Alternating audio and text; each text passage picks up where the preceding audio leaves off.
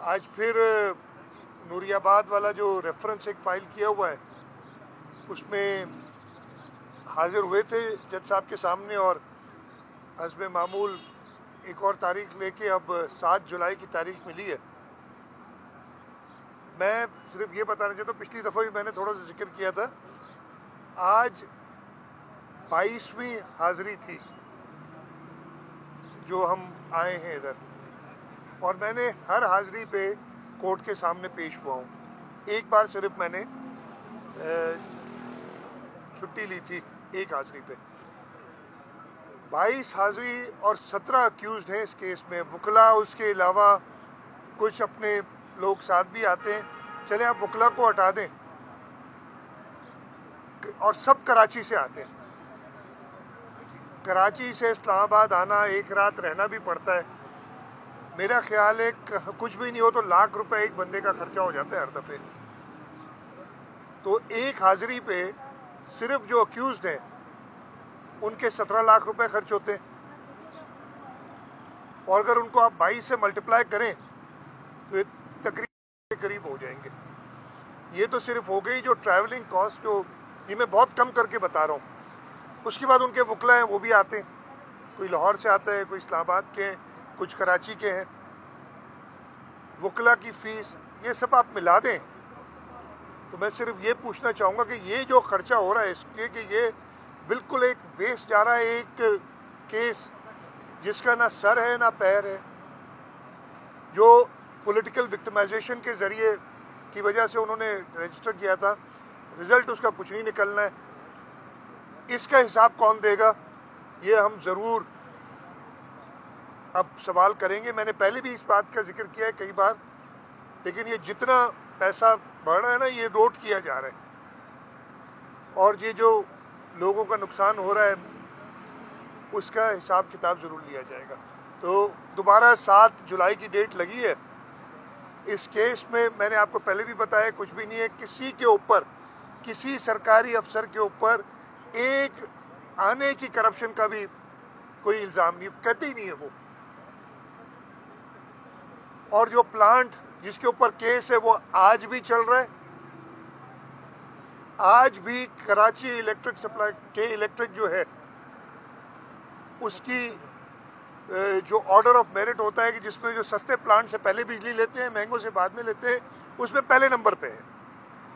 तो मुझे पता नहीं करप्शन किसके जहन में आई।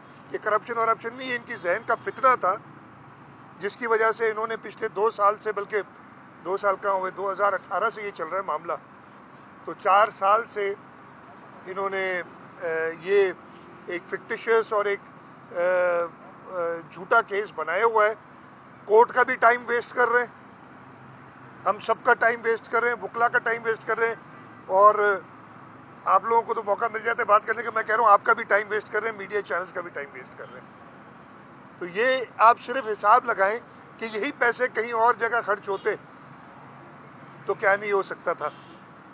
और ये तो सिर्फ मैं एक केस की बात बता रहा हूँ, पता नहीं ऐसे हज़ारों केस उन्होंने नायब में किए हुए हैं। और यही वजह है कि अभी पार्लियामेंट ने मैंने पिछले जब बार में आया था तो मैंने सदर साहब से एक दरख्वास्त की थी कि ऑर्डिनेंस में तो आप रात को 12 बजे भी नींद से उठा के कलम आपके हाथ में दे के साइन करा दिया जाता है। आप असेंबलीज का कोई रखें पास, उनकी आप असेंबलियों से इलेक्ट होते हैं।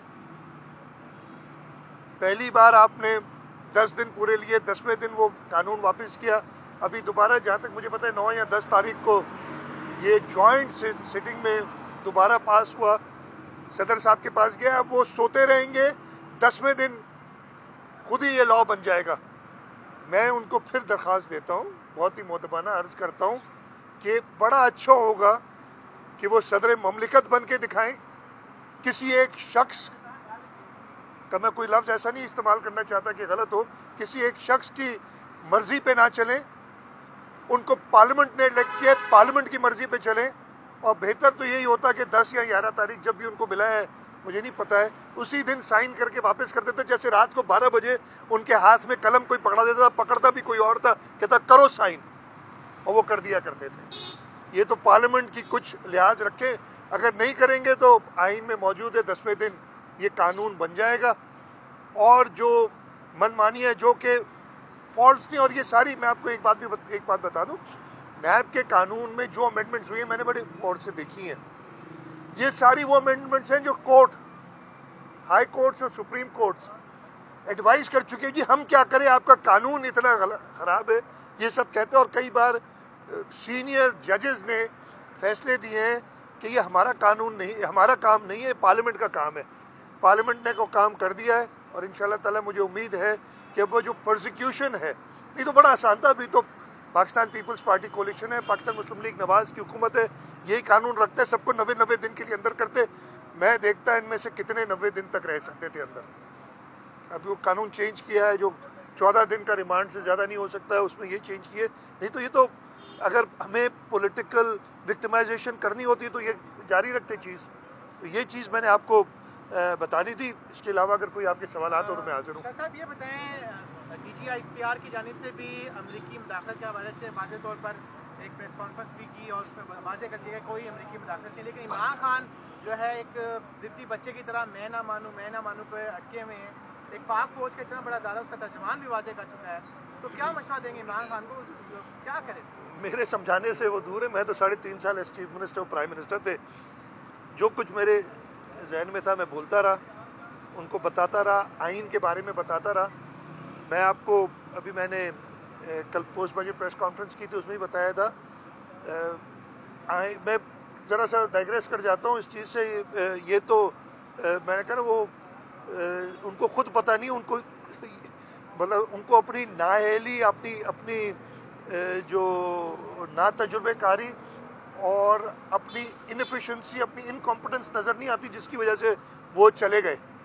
3.5 سال انہوں نے کوشش کی لیکن وہ چلے گئے. اور میں وہی بتا رہا ہوں, آئین کا تو ان کو اتنا پتہ ہے کہ جب میں میٹنگز میں, پچھلے سال کی میٹنگ میں بتاتا ہوں, نیشنل اکنامک کونسل کی میٹنگ, اس سے پہلے بھی میں ان سے کہتا تھا کہ سندھ کے ساتھ آپ بہت ناانصافی کر رہے ہیں, اور آرٹیکل 156 ہے, 156 ہے کہ این ای سی کا کام, یہ نیشنل اکنامک کونسل جس کو پرائم منسٹر ہیڈ کرتے ہیں, میں ایز چیف منسٹر اس کا ممبر ہوں, اور کچھ وفاقی وزراء ہوتے ہیں اور صوبے سے اور لوگ ہوتے ہیں.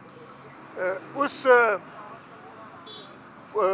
کے قانون میں, آئین میں لکھا گیا ہے کہ آپ نے انشور کرنی ہے بیلنسڈ ڈیولپمنٹ اور ریجنل ایکوٹی. اور میں کہتا ہوں سندھ بھی اس زمرے میں آتا ہے, پاکستان کا حصہ ہے, پاکستان کے. اور رزلٹ میں نے ابھی بتایا تھا کل پریس کانفرنس میں, اور وہ ان کو سمجھ نہیں آتی تھی, یہ ان کے سمجھ سے باہر ہیں, ان کے اوپر سے نکل جاتی ہے یہ چیزیں, آئین قانون. ان کو تو جو دل میں آتا ہے, جو وہ سیکھتے رہے ہیں اپنی ساری عمر, وہی ان کو یاد رہتا ہے. اور میں وہ ناانصافی کی آپ کو مثال دیتا ہوں. ابھی میں نے کل پریس کانفرنس میں اپنی بتائی تھی پوسٹ بجٹ میں کہ پچھلے 3 بجٹ, یہ والا بجٹ نہیں جو 22-23 کا آ رہا ہے ابھی, 18, 19, 19, 20, 20, 21, 3 سال کے بجٹس میں روڈ سیکٹر میں 13,000 ارب روپے کی نئی اسکیمیں ڈالی گئی تھی. 13,000 ارب, مجھے اسکیموں کا نمبر یاد نہیں ٹوٹل کتنی تھی. اس میں سندھ کی ایک اسکیم تھی 13,000 ارب میں, اور اس کی قیمت تھی 1.5 ارب روپیہ. 13,000 ارب میں سے 1.5 ارب روپے کی روڈ کی اسکیمیں سندھ کے لیے ڈالی گئی تھی نہیں. اور وہ اسکیم ماشاءاللہ 2018-19 میں ڈالی گئی تھی, اور اس بجٹ میں بھی ویسے ہی موجود ہے, اس پہ ایک اینٹ بھی نہیں رکھی گئی. یہ ہوتی ہے ناانصافی, یہ ہوتی ہے آئین سے انحرافی. اسی طریقے سے واٹر سیکٹر میں 152 ارب روپے, 158 ارب روپے کی نئی اسکیمیں ڈالی گئی تھی. یہ بھی میں نے اپنی کل بتایا, اور اس میں 1.2 بلین واٹر سیکٹر میں. ہمارا پانی کی آپ کو پتہ ہے شدید قلت ہے, سندھ اور بلوچستان سب سے زیادہ سفر کر رہے ہیں اس وقت. تو یہ حالت تھی ان کی آئین کی سمجھ, اور بڑے ناراض ہوتے تھے اگر ان سے آئین کی بات کرو. تو یہ تو انڈرسٹوڈ ہے ایک شخص کو جمہوری طریقے سے, اور یہ میں میچورٹی آف آر انسٹیٹیوشنز کی بات کرتا ہوں, ہمارے ڈیموکریٹک پروسیس کی بات کرتا ہوں, ہمارے جمہوری اداروں کی بات کرتا ہوں, کہ آج تک یوسف رضا گیلانی صاحب کو نکالا گیا, اور کیا الزام تھا کہ جی جب تک کورٹ اٹھتی نہیں یا آپ کے سینٹنس ہو گیا ٹل رائزنگ آف کورٹ, 30 سیکنڈ کا سینٹنس, وزارت عظمیٰ گئی. میاں محمد نواز شریف کو نکالا گیا کہ جی آپ نے اقامہ لیا تھا, اس میں آپ نے لکھا ہے آپ کو تنخواہ ملتی ہے. آپ نے تنخواہ نہیں لی, لیں یا نہ لیں, آپ نے اپنی ایسٹس میں شو کرنا تھا, ریسیویبل سے آپ گئے. ادھر ایک جمہوری طریقے سے پارلیمنٹ کے ممبرز نے ان کو ووٹ آف نو کانفیڈنس جو کہ آئین میں موجود ہے نکالا, تو ان کو یہ سمجھ نہیں آ رہی وہ ٹھیک تھا ان کے حساب سے. جو انکانسٹیٹیوشنل, میں کہوں گا انکانسٹیٹیوشنل میتھڈز استعمال کر کے نکالا گیا کسی اور ادارے کا سہارا لے کے, اور جو پارلیمنٹ کرتی ہے وہ ان کے لیے غلط ہے. آرڈیننس دیتے تھے دھڑا دھڑ رات کے اندھیرے میں, وہ ٹھیک تھا. پارلیمنٹ اگر کوئی قانون پاس کرتی ہے وہ غلط ہے. تو ان کی عقل اتنی ہے, وہ آئین قانون کے بارے میں کچھ نہیں جانتے, جو منہ میں آتا ہے بول دیتے ہیں. اور ان کے جو ہواری ہیں, اس وقت مجھے بڑی حیرت ہوتی ہے. میں نے کہا ہے کہ ایک شخص کی بے وقوفیاں, ایک شخص کی نااہلی, ایک شخص کی کم عقلی, ایک شخص کی انکمپٹنس پہ وہ سارے پیچھے ڈھول بجاتے ہوئے چل رہے ہیں. پتہ نہیں کتنے دن ان کے ساتھ چلتے ہیں, اس لیے کہ یہ بھی تو ادھر ادھر سے جمع کیے ہوئے ہیں. آپ دیکھ لیں, کوئی ایک کا نام لے لیں. ایک شخص ہیں جو بڑے سینئر, ان کی پارٹی میں 4 پارٹیاں بدل چکے ہیں, یہ 5ویں ہے. نام نہیں لوں گا, آپ سب جانتے ہیں. پتہ نہیں کتنے دن ادھر رہتے ہیں, جب ان کو پھر کان سے پکڑ کے کسی اور جگہ ڈال دیا جائے گا وہ پھر چلے جائیں گے. اس سے کئی ہیں. کچھ تو یہ پھر اپنی بھی صفائی کر چکے, جو دیکھتے ہیں کہ جی اب وہ میری بے وقوفیوں پہ قائل نہیں ہو رہے, ان کو سائڈ لائن کرتے جا رہے ہیں. یہ زیادہ دن ان کا چلے گا نہیں یہ تماشا, یہ تماشا جلدی بند ہوگا. میں بالکل آپ کی بات سے سہمت کرتا ہوں کہ یہ بڑا مشکل ٹائم ہے. اب میں, آپ کہیں گے لیکن یہ وہ تو پچھلے 4 سال تک پچھلی حکومتوں میں ڈالتے رہے, ہمیں تو 2-2.5 مہینے ہوئے ہیں. لیکن میں وتھ فیکٹس آپ کو کچھ بتانا چاہوں گا, اور خاص طور پہ جو انہوں نے آخری سال جو 2021-22 میں اپنا کیا تھا.